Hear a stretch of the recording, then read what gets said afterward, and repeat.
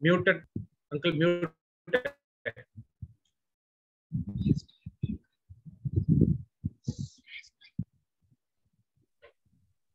Right. Okay, छोटी सी प्रार्थना के साथ हम शुरू करेंगे।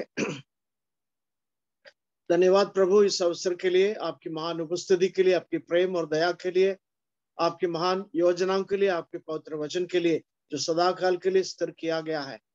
जब हम वचन को पढ़ेंगे प्रभु हमें सामर्थ्य दे ताकि हम उसकी बातों को समझ सकें और जीवन में उतारने में प्रभु आप सहायता करें। हम सबों के साथ हो, आपके नाम की महिमा हो। उद्धारकर्ता प्रभु यीशु मसीह के बेटे नाम से मांगते हैं, आमीन। पिछले बुधवार को हम एक मसीही की व्यवहार इस संसार में जहां पर सताव है, हमारी नाम बदनाम किया जाता है, आरोप करते हैं और बहुत से ऐसे बातों को जब हम सामना करते हैं तो हमारे व्यवहार कैसा होना चाहिए ये हम देख रहा था। उसके अलग अलग पहलू भी हमने देखा। सबसे पहले देखा हम अपने अच्छे अधीनता अर्थात हरेक अधिकारी के अधीन रहने से, देश की नियम को पालन करने से और एक दूसरे के साथ सम्मानजनक व्यवहार करने से हमारे जीवन के द्वारा हमारे जो संबंध प्रभु यीशु मसीह के साथ है उसको हम प्रकट करें। दूसरी बात, दूसरी पहलू हम देख रहा था उस समय की जो व्यवस्थिति है, सामाजिक व्यवस्थिति, जिसमें दास और स्वतंत्र या दास और मालिक, उस हिसाब से एक समाज में ऐसा प्रथा थी।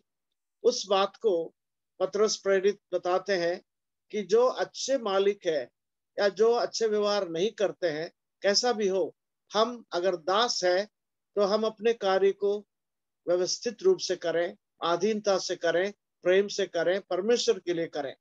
तो ऐसा एक ऐसा पहलू हम देखते हैं। आज की दुनिया में ये तो प्रथा तो है नहीं, फिर भी जो विश्वास योग्यता से हम अपने काम करने की बात है, तो गवर्नमेंट ऑफिस में काम करते हैं या किसी भी जगह पर हम काम करते हैं तो वहां पर हमारे व्यवहार जो है एक ऐसा पवित्र, या जिस मेरा मतलब है कि वहां पर कोई कुटिलता ना हो, वहां पर कोई झूठ ना हो, वहां पर कोई चोरी की बातें ना हो, वहां पर कोई छिपा हुआ बातें ना हो, ताकि अगला व्यक्ति जो है हमारी बारे में अच्छे गवाही दे, इनका व्यवहार अच्छा है।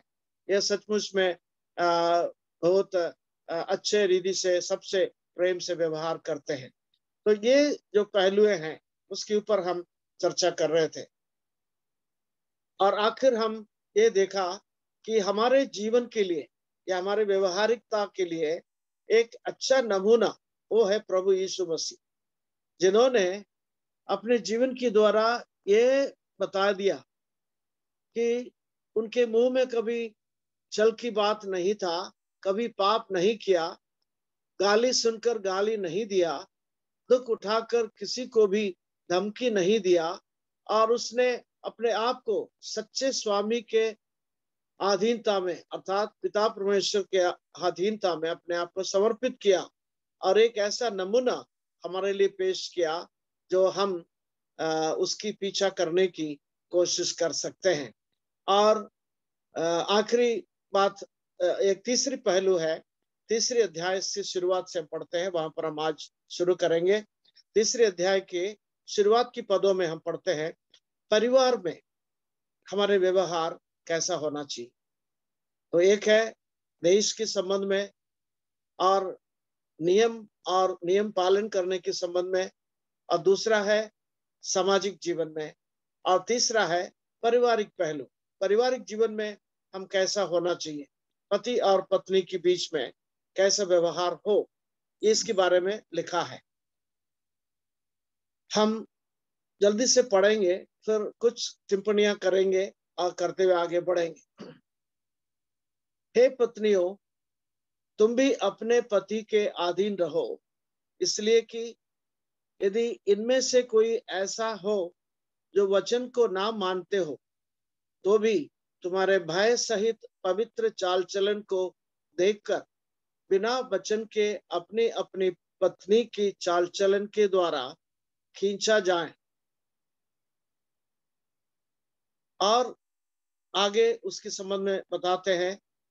पर इस पहली और दूसरी पद में पतरस प्रेरित ये बताते हैं कि भय सहित पवित्र चाल चले, बिना वचन के, मतलब वचन के अनुसार आपका व्यवहार है तो वचन ऐसा कहता है, वचन ऐसा कहता है, ये बोलने की जरूरत नहीं पड़ता। तो आप वचन को अपने जीवन में उतारा है, वचन के सिद्धांतों को आपने मान लिया है। जिस रीति से प्रभु यीशु मसीह की पीछा करते हैं, उस दृष्टांत जो है इफिसियों की पत्री में ऐसा बताते हैं कि जैसा कलीसिया और प्रभु यीशु मसीह कलीसिया का सिर है, और कलीसिया या हर एक विश्वासी जिस रीति से प्रभु की आदर करते हैं, प्रभु के वचन को मानते हैं और प्रभु के अधीन रहते हैं, वैसे ही पारिवारिक जीवन होना चाहिए करके लिखा है इफिसियों की पत्री में। ये स्पष्ट रूप से हम पढ़ते हैं 5वें अध्याय, इफिसियों की पत्री 5वें अध्याय में आप अलग उसको पढ़ सकते हैं। वहां पर पौलुस प्रेरित ये कहता है, एक ऐसा सुंदरता या ऐसा एक कोमल बात है, ब्यूटी है, जब एक व्यक्ति अपने परिवार में, एक पत्नी जो है अपने पति की अधीनता में या सहयोग में एक मन से कार्य करते हुए प्रभु की पीछा करते हैं, या दोनों। तो यहाँ पर पतरस प्रेरित की कहना है कि पत्नियों के लिए कि अगर आप प्रभु को जानते हैं, प्रभु की प्रेम को पहचाना है, तो आपके व्यवहार ऐसा हो कि जो पति विश्वास नहीं करते, आपके व्यवहार को देख करके विश्वास में आ सके। मतलब एक नमूने की बात बताया गया है कि परिवार में बिना झगड़ा, बिना वाद विवाद, बिना संघर्ष हम कैसे जी सकते हैं। तो ये होता है हर परिवार में। जैसे लोग कहते हैं अगर बर्तन 4 है तो आवाज होगा, तो इसलिए बोलते हैं कि ये तो चलता है, ये जरूरी नहीं। तो हम उसके आवाज क्यों है, चिल्लाना क्यों है, संघर्ष क्यों है, उस पर जाना चाहिए कि हमारे व्यक्तिगत स्वार्थ की वजह से है, या हमारा कोई ऐसा जिद की वजह से है, या क्या है, उस पर देखना बहुत जरूरी है। इसलिए पौलुस प्रेरित हो या पतरस हो, सबसे पहले पत्नियों को ये बताते हैं। मेरे ख्याल में इसलिए वो बताते हैं क्योंकि घर का जो संभालने की कार्य ज्यादातर सिस्टर्स या बहनें करते हैं, और उनकी जो करने की तरीका, सबको जोड़ के रखने की तरीका, प्यार की उस संबंध में, उस डोरी में बाहर का वातावरण होता है। पति भी जो है सहयोग की उस आत्मा में कार्य कर, प्यार भाव जो बहता हो, ऐसी बातें बहता हो जो संबंध को जोड़ता है, तोड़ता नहीं। तो ये बात यहाँ पर पहली और दूसरी पद में हम पढ़ते हैं। पर उसके बाद तीसरी और चौथे में दोनों चलना, एक साथ चलाना चाहिए, तीसरी पद और 4 पद। यहाँ पर क्या लिखा है, तुम्हारे श्रृंगार, और उसके बाद 4 पद की शुरुआत में क्या लिखा है, वरन तुम्हारा छिपा हुआ, मतलब श्रृंगार क्या होना चाहिए। 2 तरह की बातें हैं, एक बाहरी है, एक अंदरूनी है। यहाँ पर ये तो मना नहीं किया कि बाहरी रूप से आप भक्त का भाव चढ़ाए, और अंदरूनी रूप से एक ऐसा क्रोध का और एक ऐसा वातावरण, ऐसा एक व्यक्ति हो जो किसी भी बातों पर सहयोग नहीं करता। तो यहाँ पर पढ़ के देखने में उस बात को आप समझ सकते हैं। तो मेरे अनुभव में केरल के विश्वासी लोग जो है आभूषण को विरोध करते हैं, पहनता नहीं है। पर जब मैं पहली बार केरल छोड़ करके चेन्नई में आ गया, जब जवान था, वहां पर कलीसिया में गया, तो हमारे कलीसिया में वहां पर बहन लोग आभूषण पहनते हैं, और आंध्र प्रदेश में गया, वहां पर ये लोग पहनते हैं। तो ये जो एक, ये जो विस्तृत रूप से जब हम जाएंगे, तभी हर एक जो प्रांत का जो परिस्थिति था, उनके जो रहन सहन की बातें, उनकी जो सामाजिक बातें, उस पर आधारित कई निर्णय लिया गया है। उसके आधार पर शायद ये फर्क आ गया हो, पर वचन क्या कहता है उस पर हम ध्यान देंगे। यहाँ पर तीसरे वचन में लिखा है, तुम्हारे आभूषण दिखावटी ना हो, श्रृंगार दिखावटी ना हो, ये लिखा है। अर्थात ये बाल गूंदना मना नहीं किया है, सोने की गहना मनात की बात नहीं कर रहे हैं यहाँ पर, या अच्छे कॉस्टली कपड़ा पहनने की बात ये तो नहीं बोल रहे। तो वहां पर छिपा हुआ वचन क्या है, आपकी मानसिकता, आपका दिखावटी ना हो। कलीसिया में हम फैशन परेड के लिए नहीं आते,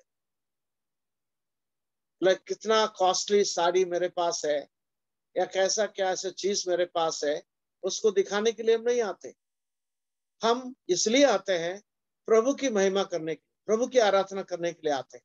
इसलिए यहाँ पर सबसे पहले समझने वाली बात यह है कि हमारे मानसिकता, व्हाट इज योर एटीट्यूड, क्या प्रदर्शन करने के लिए आते हैं क्या, या हम अपने बाल के बारे में हो या साड़ी के बारे में हो या आभूषण के बारे में हो, वो दिखाने के लिए आते हैं क्या, ये महत्वपूर्ण है। तो पतरस की कहना यह है कि ये ऐसा ना हो। जो परमेश्वर हमारे जीवन में देता है, चाहे जो भी हो, किसी के पास कॉस्टली हो सकता है, कीमती, किसी के पास नहीं हो सकता है, पर साफ सुथरे और खुशी के मन से चेहरा जो है ऐसा हो, प्रभु का आनंद जो है चेहरे पर झलक जाए, और उस अनुग्रह जो जो अनुभव जो प्रभु में है उसकी प्रदर्शन हम करें। यह छिपा हुआ व्यक्तित्व है। ये 4 पद में यही लिखा है। दिखावटी एक अलग चीज है, अब उसके विपरीत क्या है, छिपा हुआ। वो दिखाना ही कि नहीं है, पर दिखता है। क्या दिखता है, चार चार पद देखिएगा, बड़ा स्पष्ट है। छिपा हुआ और गुप्त मनुष्यत्व, नम्रता और मन की दीनता और अविनाशी सजावट से सुसज्जित रहें, क्योंकि परमेश्वर की दृष्टि में इसकी मूल्य बहुत बड़ा है। तो क्या लिखा है, पतरस प्रेरित बड़े साफ रीति से लिखा है कि हम उस व्यवहार के बारे में पत्नी और पति के बीच में, पारिवारिक जीवन में, और जब बाहर जाता है, अंदर रहता है, जो क्या दिखना चाहिए, दिखावटी बातें नहीं, उस पर चले, उसके अनुसार बढ़ेगा तो उसका नाश होगा, वो सदा बना रहता नहीं है। क्योंकि जैसे किसी ने कहा है, सच्चा सुंदरता वो अंदर शुरू होता है। True beauty begins inside. में एक पद पढ़ेंगे, प्रोवर्ब्स जो नीति वचन, उसका 31वां अध्याय 30वां पद, जरा सा भाई लोग मिले तो जल्दी से पढ़ें। नीति वचन 31 का 30वां वचन पढ़िएगा।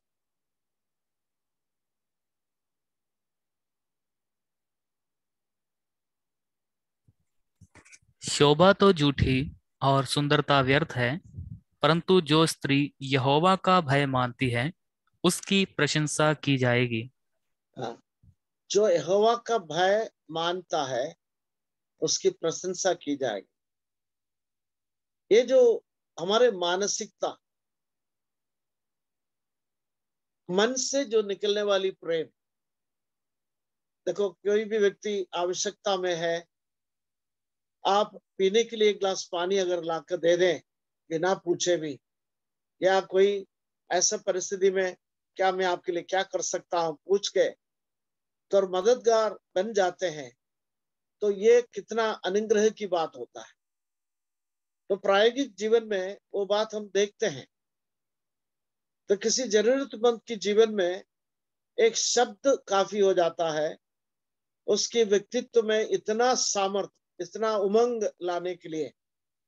और शायद वो किसी डिप्रेशन में है, कोई सोच विचार में है, उसे बाहर आकर के एकदम परमेश्वर के सामर्थ्य को महसूस करने में उसको प्रेरणा मिलता है आपके एक शब्द से, एक प्रोत्साहन के शब्द से। इसलिए प्रायोगिक जीवन में इस बात को हम समझना बहुत बहुत जरूरी है। और ये लिखा है कि ब्यूटी जो है नाशवान है। आज जो दिखता है कल ऐसे ही दिखे, जरूरी नहीं। इसलिए हम बहुत सारे बाहरी रूप से वो काम करके उसको और अच्छा बनाने की या दिखाने की कोशिश करते हैं। तो मेरे बाल सफेद आप देख रहे हैं, तो जब ये बाल सफेद हो गया तो कई लोगों ने आज भी कभी कभी बोलते हैं, आप इसको क्यों काला क्यों नहीं करते हो, तो अच्छा दिखेगा। आपके चेहरे पर इतना तो उम्र तो नहीं दिख रहा है, तो ये बाल की वजह से बहुत ज्यादा दिख रहा है, इसलिए आप थोड़ा सा काला करो, अच्छा होगा करके बोलते हैं। तो मैंने सोचा यार इसकी क्या जरूरत है, जो है तो वह है, सत्य है, तो जितना दिखे कोई दिक्कत नहीं, वही है। तो मेरे कहने के तात्पर्य है, हमारे मानसिकता जैसा हम है वैसा प्रस्तुत करें, वो अच्छी बात होता है। और प्रभु उसको मानते, प्रभु उसके लिए क्या लिखा है यहाँ पर 4 के आखिर में लिखा है, वो इससे परमेश्वर खुश हो जाता है या उसके मूल्य बड़ा है। परमेश्वर की दृष्टि में appreciate, God appreciates that, God से बड़ा शाबाशी देता है। God says yes, your right attitude, सीधा मन, बहुत अच्छा है। तो यहाँ पर बहनों के संबंध में ये लिखा है, पर भाइयों के लिए भी ये सिद्ध होता है, क्योंकि हमारे शब्दों के प्रयोग, हमारे व्यवहार, हमारे कार्य, उसके द्वारा जो सुनने वाले, जो देखने वाले अपने जीवन में परिवर्तन आएगा। तो उसको जीतने का आप वचन बोलते हुए नहीं, हमारे व्यवहार से। तो सबसे बड़ी बात जो हम आज की दुनिया में सुनते हैं, विशेष रूप से प्रचारों में भाई लोग जरूर कहते हैं, तो हमारे व्यवहार से ही हम जीत सकते हैं। भाषण कोई भी कर सकता है, बहुत से लोग भाषण करते हैं, जो सुनने वाला समझ लेते हैं कि ये तो भाषण बोलते हैं और वो सिर्फ उनके लिए नहीं है। तो ऐसा ना हो, तो हम इस बात को समझे, पारिवारिक जीवन में महत्वपूर्ण बात यह है कि आपस की तालमेल, पति और पत्नी के बीच में जो तालमेल है, तो संघर्ष तो है, परेशानियां है, एक दूसरे के प्रति हमारे मन में ये जरूर आ सकती है, ऐसा क्यों नहीं किया, ऐसा क्यों नहीं किया, ये सब चीजें आ सकता है, ये अभाव है, उसके अभाव है, बहुत सारी चीजें हैं। पर एक साथ बैठ करके बात करके हम उसके सुलझाने की कोशिश करेंगे, तो परमेश्वर के सामने बहुत बड़ी बात होता है। परमेश्वर उस अंदरूनी मानसिकता को स्वीकार करते हैं। क्या क्या होना चाहिए स्वभाव का, शब्द क्या क्या उधर प्रयोग किया है, उसको जरा देखते हैं। उसके 4 पद में छिपा हुआ और गुप्त मनुष्यत्व क्या है, नम्रता और मन की दीनता और अविनाशी सजावट से सुसज्जित रहें। तो अविनाशी सजावट, वही बात हम कह रहा था, वो अंदर से निकलता है। बाहर कितना भी हम करके रखें, वो 2 घंटे बाद, मतलब सिस्टर्स स्पेशली जब तैयार होके बाहर निकलते हैं तो बड़े अच्छे लगते हैं। क्या क्या लगा के आते हैं हमको नहीं पता, बहुत कुछ लगाते होंगे, कंघी भी किया, सब कुछ किया और करके आते, बहुत अच्छा लगता है। पर जरा सा टाउन तक जाके वापस आएंगे तो क्या होगा, ये जो चीजें हैं, सजावटें नाशवान है थोड़े समय के लिए, इस बात को हम समझें। पर अविनाशी चीजें जो है, जो अंदर से है, तो प्यार का एक शब्द, किसी की मदद करने के लिए इच्छा, आपके हंसी जो है, आपके व्यवहार जो है, दूसरों के प्रति आपका सोच जो है, सोच अगर सही है तो शब्द भी सही आएगा, सोच गलत है तो अपशब्द आएगा मुंह से। ये ध्यान रखना। अगर सोच सही है तो हम एक दूसरे को, जो हमारे घर में आते हैं, या उसको अरे ऐसा स्वीकार करेंगे तो वो आदमी जो आने वाला इतना खुश हो जाएंगे, कितना अच्छा हॉस्पिटैलिटी है, कितना मन है, अच्छा मन है। तो ये बात हम ध्यान रखें और आगे बढ़ते हैं। 5वें पद में हम ऐसा पढ़ते हैं, बड़े सरलता से पत्रस एक उदाहरण देता है। पूर्व काल में पवित्र स्त्रियों भी जो परमेश्वर पर आशा रखती थी, अपने आप को इसी रीति से संवारती और अपने अपने पति के अधीन रहती थी, जैसे सारा अब्राहम की आज्ञा में रहती और उसे स्वामी कहती थी। इसी प्रकार तुम भी यदि भलाई करो और किसी प्रकार के भय से भयभीत ना हो, तो उसकी बेटियां ठहरेगी। तो सिर्फ पत्रस प्रेरित जो है, अब्राहम की पारिवारिक जीवन और सारा की व्यवहार, उसके बारे में जिक्र करते हुए हमको ये बताते हैं कि हम किसी प्रकार की भय के अधीन ना हो, पर आज्ञा में रहो, पवित्र वचन की आज्ञा में, और उस वचन के द्वारा एक दूसरे से बंधित हो, और उस पवित्र बंधन का, जो शादी कहलाते हैं हम उसको, उसमें परमेश्वर की महिमा या प्रभु यीशु मसीह की अधीनता, तो उसको मन में रखते हुए कार्य करें। तो प्रभु हमारे सिर है, प्रभु जो कहता है वो है हमारे लिए वचन। तो जैसे कलीसिया, जैसे प्रभु यीशु मसीह, उसके बारे में और मैं बोलना नहीं चाहूंगा, सिर्फ एक बात जरूर हम याद रखें, जैसे प्रभु यीशु मसीह ने प्रेम करके अपने आप को कलीसिया के लिए दे दिया, तो प्रभु का प्रेम यहाँ पर नमूना है। जैसे प्रभु ने दे दिया अपने आप को, वैसे ही जो प्रेम देने का, अर्थात हम अपने आप को समर्पित, पति जो है पत्नी के लिए ऐसे समर्पित हो। जब पति अपने जीवन में समर्पित है तो पत्नी से कुछ कहने की जरूरत नहीं, अपने आप वो रेस्पॉन्ड करेंगे। जो अधीन रहो, जो शब्द का एक अर्थ ये भी है रेस्पॉन्डिंग, मतलब प्रतिक्रिया।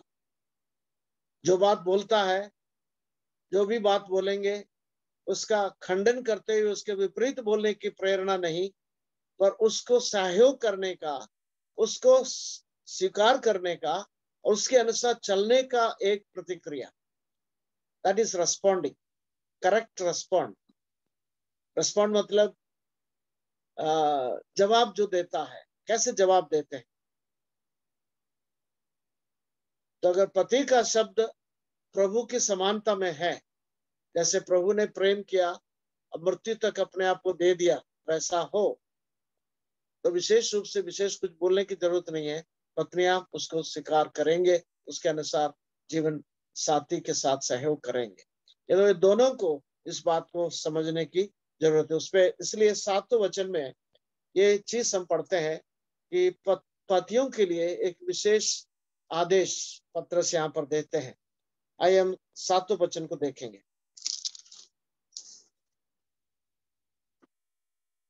वैसे ही हे पतियों, तुम भी बुद्धिमानी से पत्नियों के साथ जीवन निर्वाह करो, और स्त्री को निर्बल पात्र जानकर उसका आदर करो, यह समझकर कि हम दोनों जीवन के वरदान के वारिस है, जिससे तुम्हारी प्रार्थनाएं रुक न जाएं। अलग अलग पहलुओं को यहाँ पर पत्रस प्रेरित जोड़ते हैं, जीवन के अलग अलग पहलुओं। क्या प्रार्थना जरूर करते हैं, और जीवन की निर्वाह करना, मतलब जीवन के कार्यों को करने के बारे में लिखा है, और एक दूसरे की आदर करने की बातें लिखा है, और जीवन के हर पहलू, आशा का, निराशा का और समस्याओं का सामना करना, काम करना, इन सब चीजों को जोड़ करके पतरस ये बात बोलते हैं। क्या लिखा है? बुद्धिमानी से। इसका मतलब ये नहीं कि बहनों के बुद्धि कम है, ऐसा तो नहीं है। सिर्फ एक चीज लिखा है वहां पर, निर्बल पात्र जानकर। स्त्री जो है निर्बल पात्र है। किस बात में? तो आज की स्त्रियां कहते हैं कि क्या नहीं, ऐसा नहीं है, हम एक समान है। ठीक है भाई, एक समानता तो है ही, हर बात पे समानता चाहिए, और ऐसा है। पर सृष्टि में कैसा था? परमेश्वर ने क्यों सृष्टि किया गया? स्त्री की रचना इसलिए किया गया ताकि पुरुष के लिए एक सहायक बने, ठीक सहायक, उचित सहायक बने। उसका अर्थ यह है कि एक दूसरे की पूरक बनना। तो फिजिकली, शारीरिक रूप से देखा जाए तो आदमी की समान सामर्थ्य नहीं या शक्ति नहीं है स्त्री के जीवन। तो निर्बल पात्र, इसका अर्थ ज्यादातर हम शारीरिक दशा के संबंध में समझना चाहिए, शारीरिक रूप से। आप जानते हैं घर में भी कोई भी चीज करना है तो बहनें सबसे क्या कहेंगे? पति को बुलाएंगे, इसको जरा उठाओ, इसको ऊपर से निकालो, या इधर से उठा लो, उसको उठा करके इधर रख के दे दो। कोशिश करेगा तो वो लोग भी कर सकते हैं, पर मन ही मन एक ऐसा सोच है कि मेरे आदमी इसको अच्छा कर सकते हैं।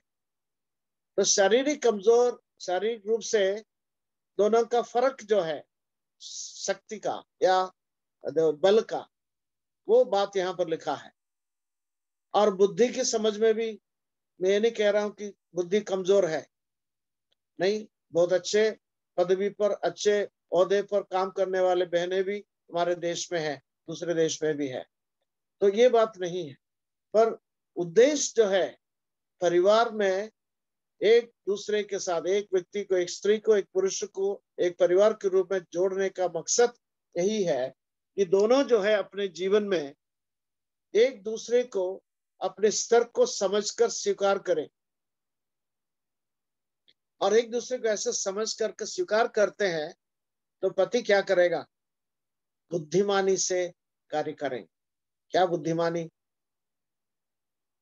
ये जो जीवन साथी है, एक दिन, एक दो दिन के लिए नहीं दिया गया है।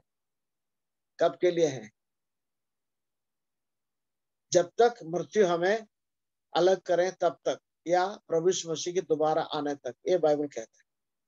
तो इसलिए हम ऐसा स्वीकार करते हैं कि मेरे साथ होना चाहिए, मेरे साथ देना चाहिए। तो वो बुद्धिमानी से हम कार्य को लेते हैं, तो झगड़ा नहीं होगा, मतभेद नहीं होगा, प्यार बढ़ेगा। ये पतरस की कहना है। और दोनों जो है एक दूसरे के, मतलब पात्र जानकर उसका आदर करो, और ये समझकर कि हम दोनों जीवन के वरदान के वारिस है। तो अनंत जीवन के संबंध में वारिस जो हम बने हैं, वो समानता है। उधर वरदानों में फर्क है, जो पदवी में फर्क है, जरूर हम पढ़ते हैं इस चीज को। और पौलुस प्रेरित कहते हैं कि हर एक पत्नी का सिर पति है।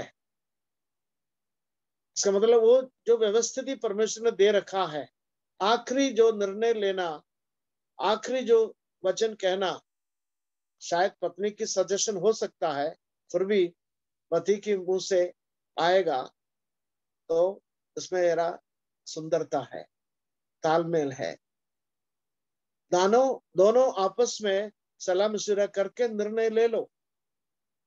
पर पत्नी जो है शांत रह करके पति को उसका निर्णय बोलने का, परिवार में बच्चों के सामने, दूसरों के सामने बोलने का अवसर दे। यह समझदारी होता है। ऐसा हो करके परमेश्वर के वरदानों को हमने एक साथ स्वीकार किया। आत्मिक जीवन, अनंत जीवन, उसमें सब एक समान है, और वरदानों में फर्क है, पदवी में अलग है। तो क्या क्या पदवी दे रखा है परमेश्वर ने, क्या वरदान दिया है, उस वरदानों को पूरा करते हुए कलीसिया में, परिवार में, समाज में प्रभु के लिए कार्य करें। और कोई भी बातें प्रार्थना करने से हमको अलग ना करें। दूसरी चीज हम पढ़ते हैं कि सूर्य जो शांत, मतलब जो सनसेट होने से पहले जो भी हमारे बातें हैं उसको सुलझाओ, ताकि मनमुटाव को लेकर के सोने के लिए नहीं जाना। बहुत अच्छा एक निर्देश है, ताकि हम उसको पालन करें। नाउ आगे बढ़ते हैं, हम 8वें पद पढ़ते हैं। वहां पर मसीही स्वभाव, जो हम समाज में विरोध सहते हैं, सामाजिक स्तर हमारे विरोध हो सकते हैं, गलत आरोप हमारे ऊपर लगा सकते हैं, आज जैसे हमारे देश में चल रहा है। और उस समय में, पहली सदी में भी ऐसे ही वातावरण था। उस समय पतरस प्रेरित क्या कहता है, हम कैसा व्यवहार, हमारे स्वभाव में मसीही कैरेक्टर, मसीही वार्तालाप या मसीही स्वभाव कैसा होना चाहिए, वो 8वें पद में बताते हैं। 8वें पद जरा सा पढ़ते हैं हम। अतः सबके सब एक मन और कृपामय और भाईचारे की प्रीति रखने वाले और करुणा में और नम्र बनो। तो 3-4 बातें वहां पर स्पष्टता से पढ़ते हैं। एक है एक मन, सेम, एक मन। इसका मतलब क्या है, हमारा मकसद क्या है, कहाँ के लिए हम सफर कर रहे हैं, क्या हमारा उद्देश्य है, हमारा गोल क्या कर रहे हैं हम। वहां पर अलग अलग विचारधारा नहीं होना चाहिए। कहने का तात्पर्य यह है, एक मन का मतलब हम किस बात के लिए प्राथमिकता देंगे। मसीही संदेश जब वचन से सुनते हैं, सबसे महत्वपूर्ण क्या है, हम ये बोलते हैं प्रभु की महिमा। अब हर एक प्रार्थना सुन लो, हर एक बातों की हम क्या कहते हैं, प्रभु इसके द्वारा आपके नाम की महिमा हो, मेरे जीवन के द्वारा आपकी महिमा हो। तो एक मसीही, एक विश्वासी जो है, कामना करना चाहिए क्या, एक मन, एक मकसद, एक उद्देश्य। उस उद्देश्य को मन में रखते हुए कार्य करें। एक मन, हार्मनी ऑफ द माइंड। या हम इस बात को समझ सकते हैं, ज्यादातर जो है पारिवारिक जीवन में उसका प्रतिफलन होना चाहिए, कलीसिया जीवन में उसका प्रतिफलन होना चाहिए। दूसरी बात है, एक दूसरे के प्रति सिंपैथी लिखा है वहां पर, या कृपामय। कृपामय मतलब यह है, कृपा, हम उसका अर्थ जानते हैं, तो सिर्फ मतलब देखेंगे तो उसका अर्थ सिर्फ इतना है कि एक दूसरे की आवश्यकता के प्रति हम आंखें बंद ना करें। कलीसियाई भाई बहनों की हो सकता है, या अपने परिवार के लोगों की हो सकता है, पड़ोसी के हो सकते हैं, हमारे व्यवहार में जो आमने सामने होता है ये भी हो सकता है। सब में अगर आप मदद कर सकता है तो करना चाहिए। आपके पास है नहीं, मदद कुछ नहीं कर सकते, तो भी आपके शब्द और व्यवहार जो है उसके प्रति सम्मानीय होना चाहिए। यह है कृपा में। तो भीड़ को देख करके प्रभु यीशु मसीह के बारे में हम पढ़ते हैं कि वो कंपैशन, उनके मन में सिंपैथी आ गया, कृपा आ गया, दया आ गया, और जो कर सका प्रभु ने किया। वही मानसिकता एक मसीह के जीवन में भी होना चाहिए, कृपा में। तीसरा क्या लिखा है, भाईचारे की प्रीति, that is hospitality, love for others, प्रभु की प्रति, भाइयों की प्रति, अपने लोगों की प्रति एक ऐसा नम्र हृदय, नम्र भाव हमारे जीवन में होना बहुत जरूरी है। और चौथी बात लिखा है ह्यूमिलिटी, वहां पर 8वें पद के आखिर में वो बात हम पढ़ते हैं, नम्र। ये जो चारों गुण जो लिखा है,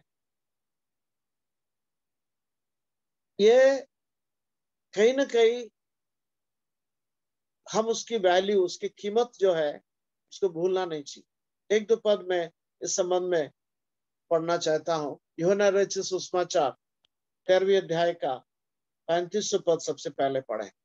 जॉन 13 and 35, यूहन्ना सुसमाचार 13वें अध्याय और उसका 35वां पद।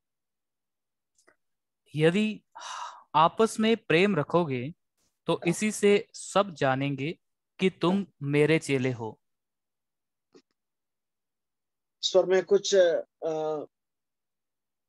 शब्द बोलना नहीं चाहता हूँ, नो कमेंट्स। तो जब पढ़ते ही ये प्रभु का वचन हम जानते हैं, हम कैसे प्रकट करेंगे कि हम कौन हैं, कैसे करेंगे? सफेद वस्त्र पहनने से या कुछ ऐसे शब्दों को हम पढ़ करके उसको रिपीट करने से, ये सब चीजें नहीं है।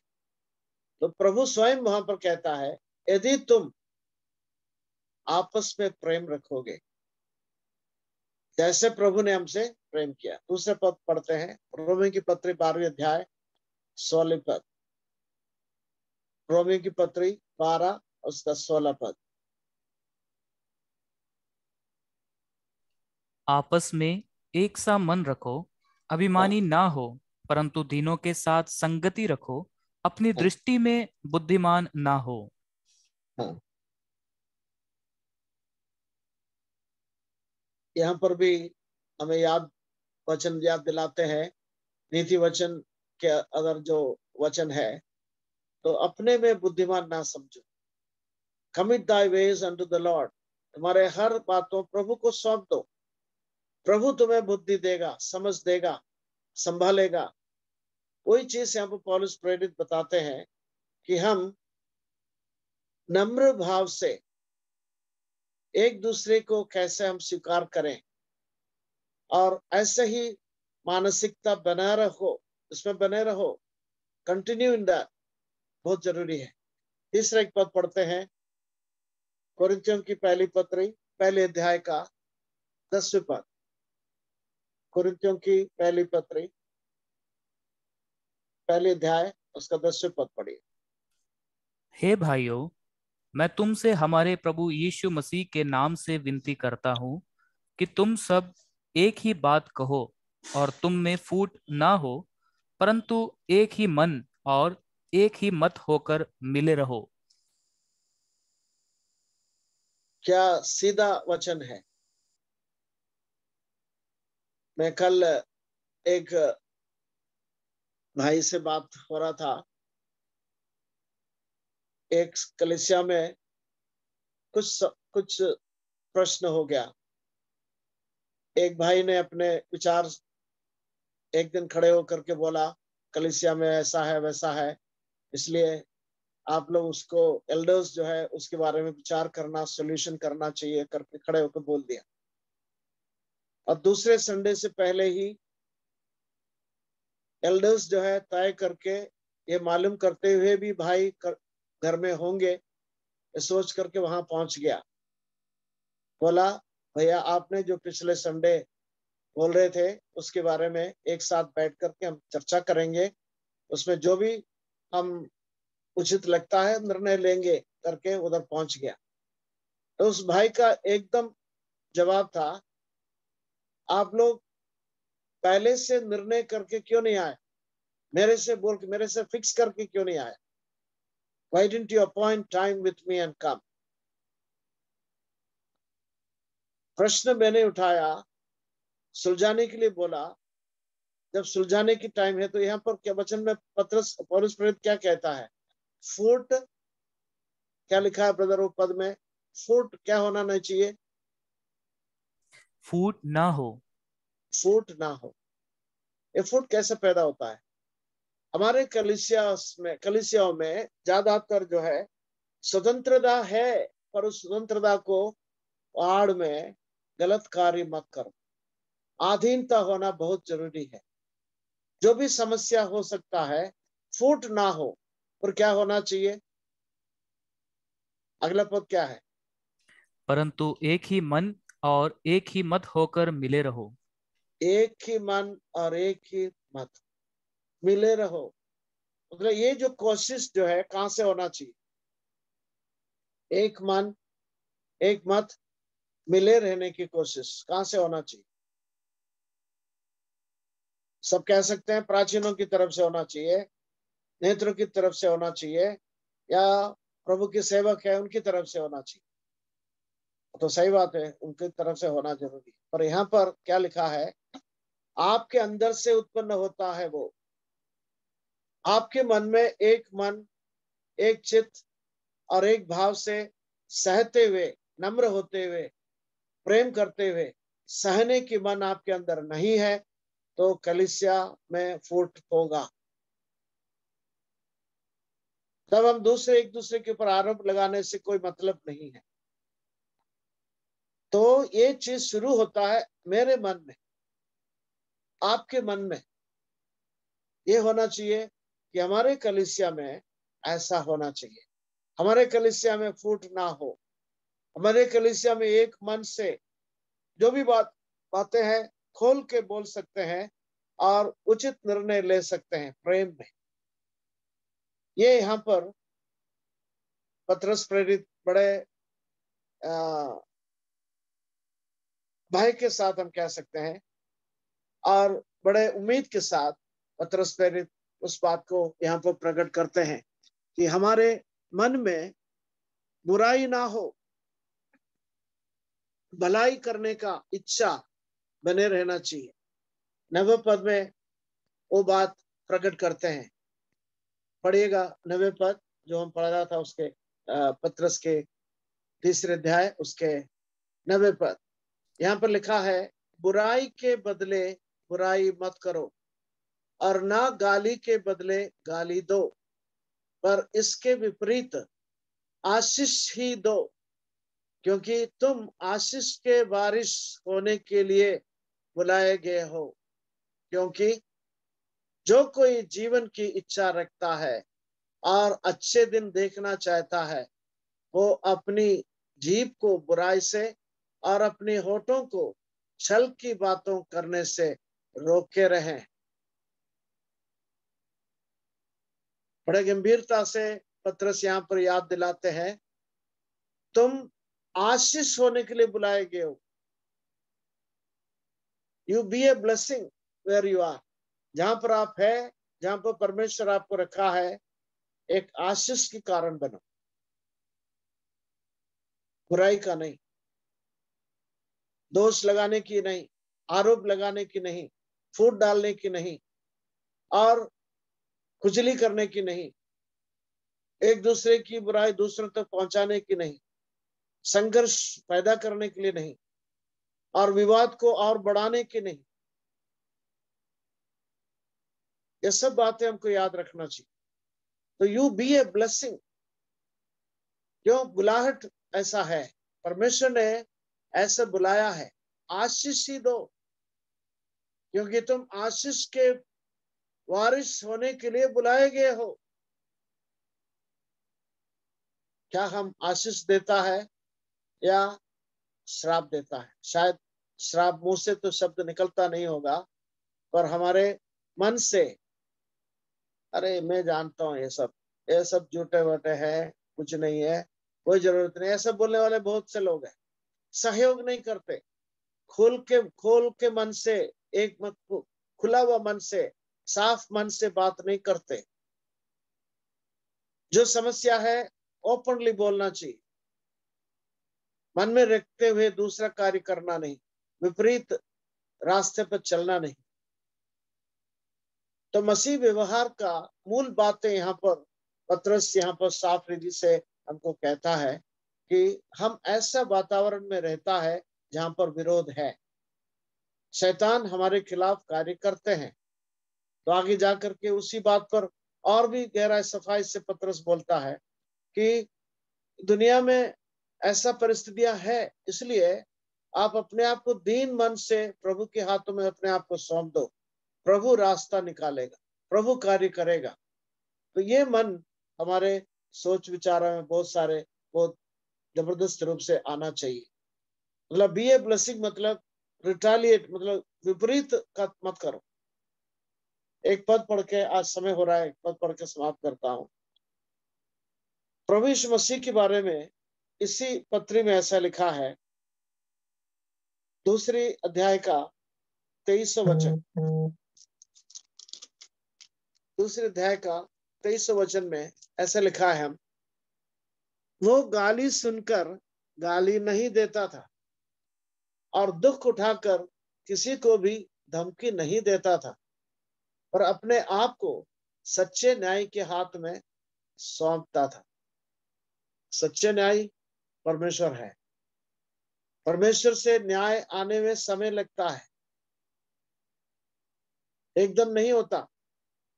दयावान है परमेश्वर, पर एक दूसरे के ऊपर न्याय करने का या उस पर आरोप लगाने का अधिकार परमेश्वर ने हमको नहीं दिया।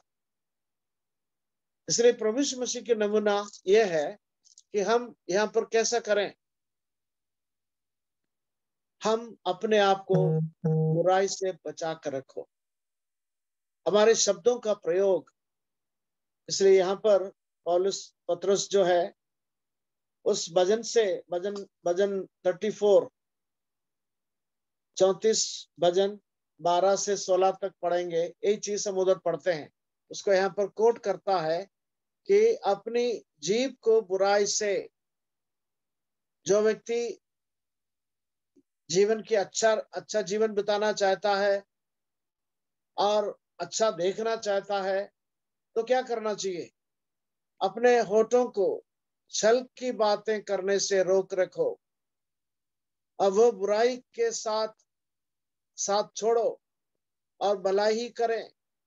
वो मेल मिलाप के ढूंढे और उसके यत्न में रहे, क्योंकि प्रभु की आंखें धर्मियों पर लगी रहती हैं।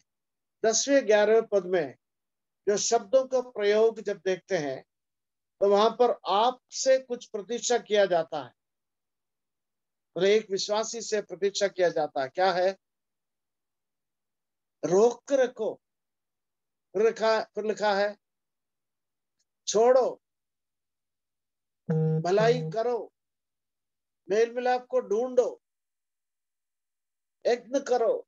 मतलब कुछ प्रयास आपकी तरफ से छोड़ना है, यत्न करना है और भलाई करना है, बुराई के साथ छोड़ना है, छल की बातें निकलना नहीं चाहिए। ये सब चीजें लिखा है। तो आपकी तरफ से, अपनी तरफ से प्रयास नहीं है तो कैसे रुकेगा? छल की बात है। तो इसके संबंध में आप पढ़ सकते हैं। अगले थर्सडे के दिन नहीं होगा, मंगलवार के दिन शाम को हम मिलेंगे। याकूब की पत्री 3 अध्याय 2 से लेकर के 18 तक जब पढ़ेंगे, वहां पर याकूब जो है अपने जीभ को कैसे कंट्रोल में रखना है उसके बारे में लिखा है। यहाँ पर वही चीज हम पढ़ते हैं। उसका एक तुलनात्मक रूप से आप स्वयं पढ़ने की कोशिश करें, वो हमारे लिए अच्छा होगा। तो हमारे बातें जो है निर्मल, मतलब हमारा कपट रहित बात हो। प्रभु हमें सहायता करें। हमारे जीवन में जो बुलाहट हमने प्राप्त किया, टू बी ए ब्लेसिंग, एक आशीष का कारण बनने के लिए बुलाया है, इसलिए आशीष के कारण बनो। गिव ब्लेसिंग, नॉट श्राप। दूसरों की बुराई ना करें, दूसरों के ऊपर न्याय ना करें, और हम आशीष देने के लिए कोशिश करें। प्रभु हम सबों को सहायता करें। प्रभु के नाम में स्तुति।